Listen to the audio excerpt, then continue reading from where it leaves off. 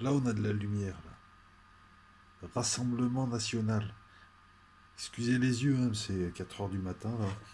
Je me suis dit, je vais faire une petite vidéo avant d'aller me coucher. Rassemblement national, Front National, Rassemblement national. C'était bien la peine de faire tout ça pour en arriver là, quand même.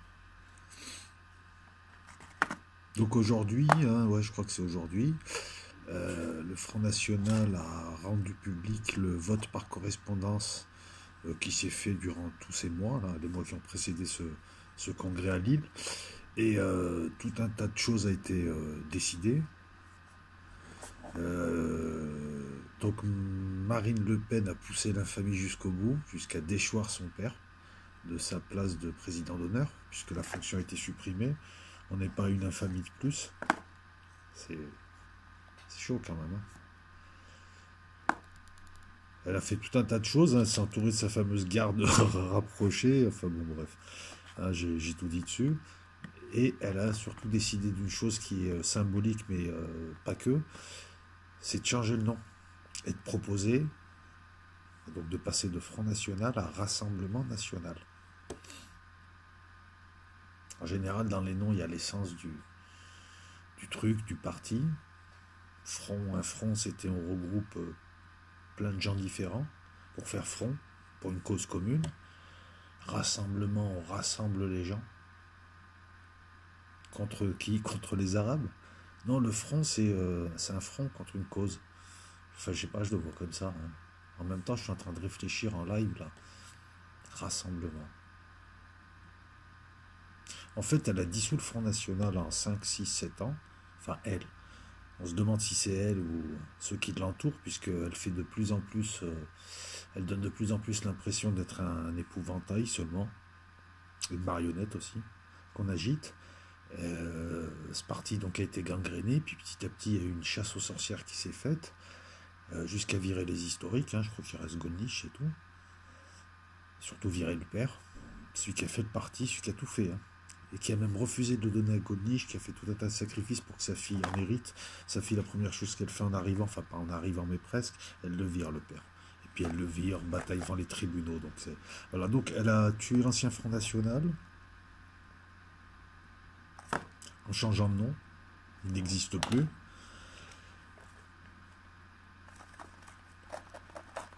Je suis en train de chercher, hein, comment le dire, hein, essayer de faire une vidéo sérieuse, hein, pas à chaque fois dire des gros mots.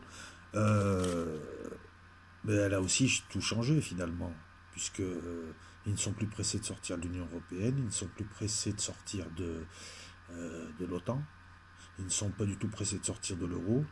Toutes ces chaînes qui enchaînent d'ailleurs la France, alors ils se font passer pour un parti patriote, national, tout ce que tu veux, mais encore une fois, on reconnaît un arbre à ses fruits. Lorsqu'on regarde la garde rapprochée, t'en as un qui est sur la ligne identitaire dure, donc je pense pas qu'il soit dans la réconciliation, mais plutôt dans la guerre civile, hein, parce que, n'en déplaise à certains, tu vires pas 10 millions de personnes comme ça.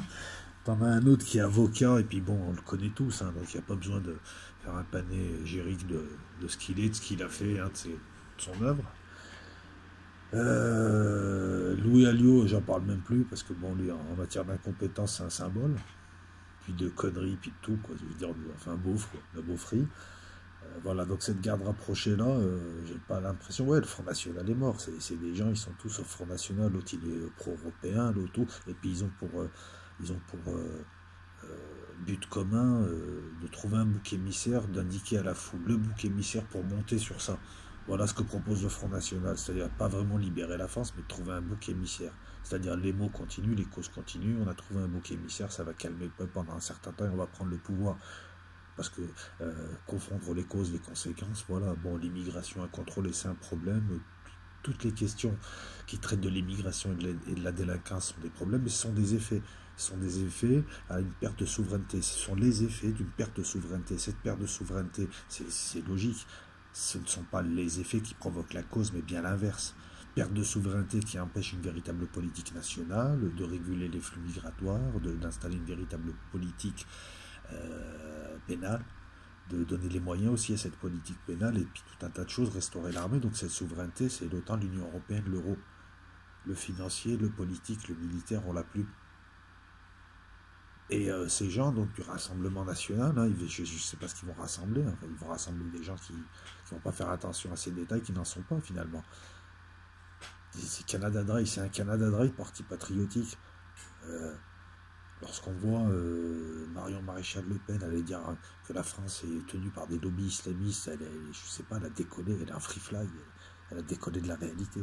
Alors qu'on sait très bien que toutes les associations cultuelles et toutes les associations soi-disant d'influence musulmanes en France ont été mises là auparavant et elles sont toutes tenues par les gouvernements successifs, elles n'ont aucun pouvoir. On sait qui détient le pouvoir.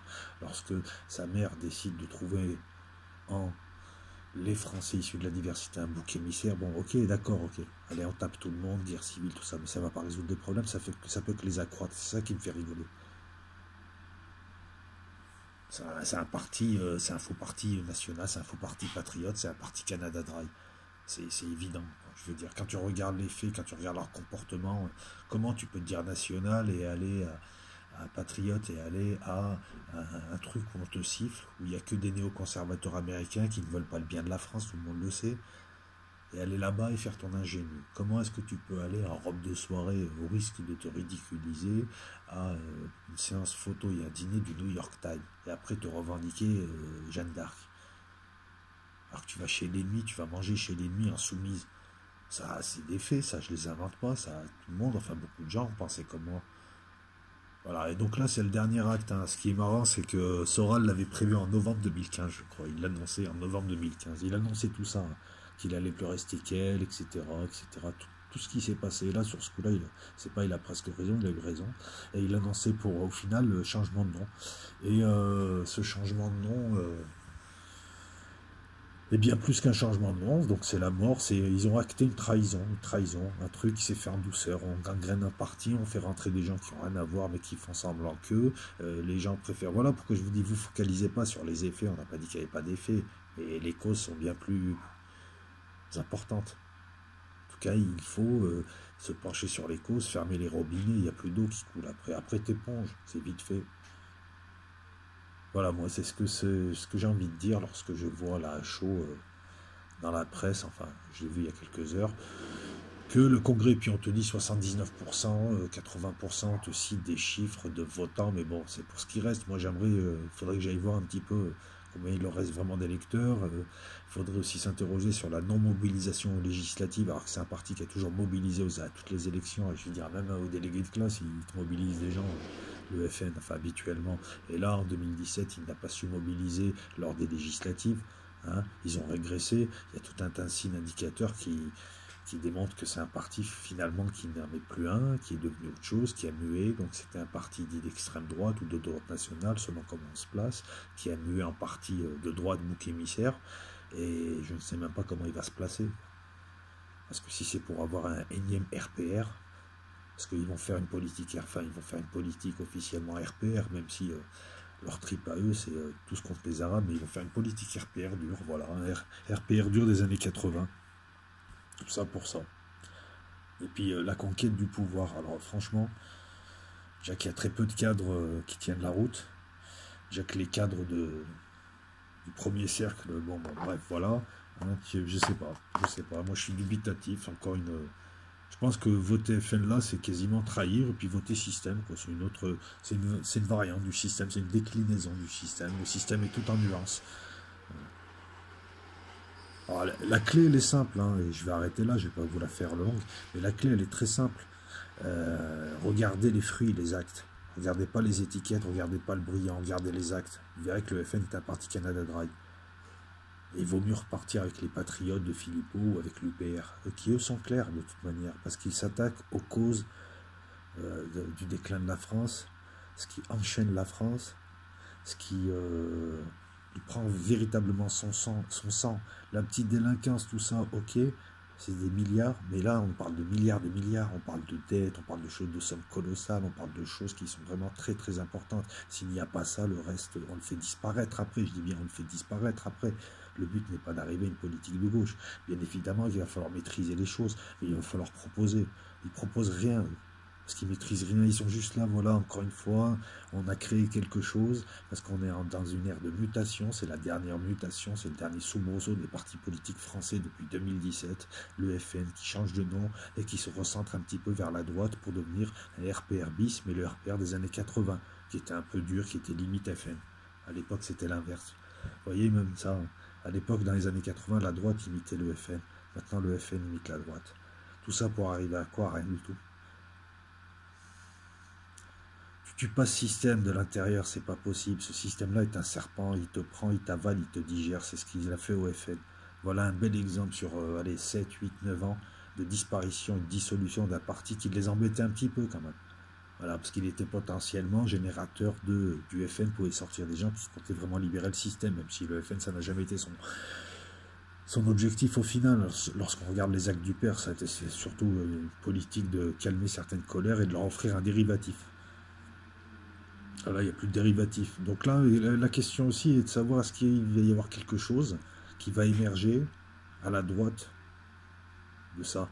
Quand je dis à la droite de ça, disons, est-ce qu'il va y avoir, comme on a toujours vu dans la droite nationale ou l'extrême droite, la deuxième tendance apparaître, c'est-à-dire la tendance patriote, luttons contre l'Union européenne, luttons... Là, on a affaire à un parti qui est pro-israélien, pro-OTAN, pro-Union européenne, pro beaucoup de choses.